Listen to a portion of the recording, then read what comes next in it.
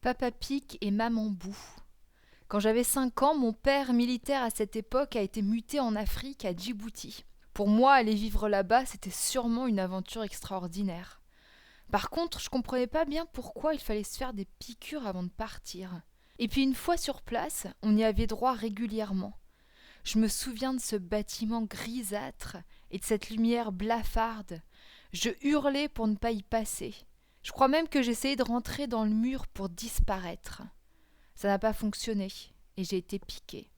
C'était peut-être pas un si gros traumatisme puisque des années après, je le refaisais volontiers avant de partir au Pérou. À cette époque, je me posais pas de questions. C'était écrit sur le guide du routard, alors j'obtempérais. J'étais plutôt copine avec les aiguilles.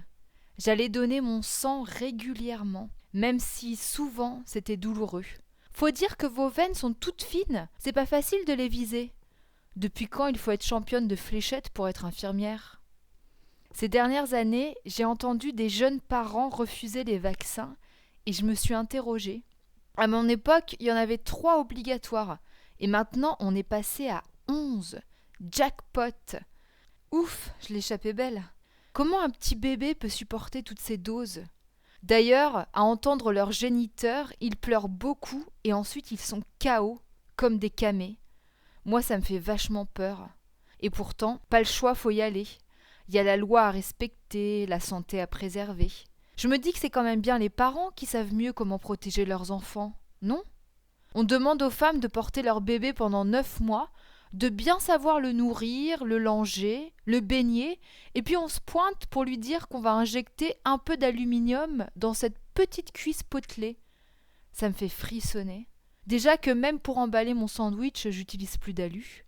Comment on peut inciter à manger des pommes biologiques tout en inoculant un sérum démagogique? Je me demande si les sels d'aluminium qu'on enlève du déodorant de maman sont utilisés pour le vaccin du petit Jean. Je suis pas étonnée qu'avoir un enfant, ça me fait flipper. Entre être mise au banc ou polluer son enfant, le choix doit pas être évident. C'est peut-être le test pour voir si tu vas supporter la vie sur Terre. On te donne une bonne grosse dose à ton arrivée pour que tu sois accoutumé. C'est sûr qu'ensuite, les Doliprane, Spasfon et Advil, c'est de la gnognotte. T'en avales et tu comprends pas que ça fasse pas effet. Ça devient comme des tic-tac, quoi. T'en gobes pour passer le temps. Certains me rétorquent qu'une petite piqûre ne fait pas de mal, comme une fessée d'ailleurs. C'est vrai ça, pourquoi s'en priver?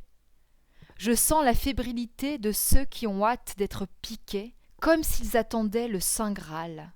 Vraiment, cette fascination pour une aiguille qui pénètre la chair pour y répandre un nectar, ça m'interpelle. Pro-vaccin et libertin, même combat? Il paraît qu'on passe pour des attardés. Ils sont fatigants, ces bouffeurs de grenouilles qui ont la trouille, titre le New York Times. Moi, je suis persuadée que des millions de petits Français ont pleuré quand on leur a administré le BCG. Et pourtant, ils retournent se faire vacciner. Mais quelle mouche les a piqués?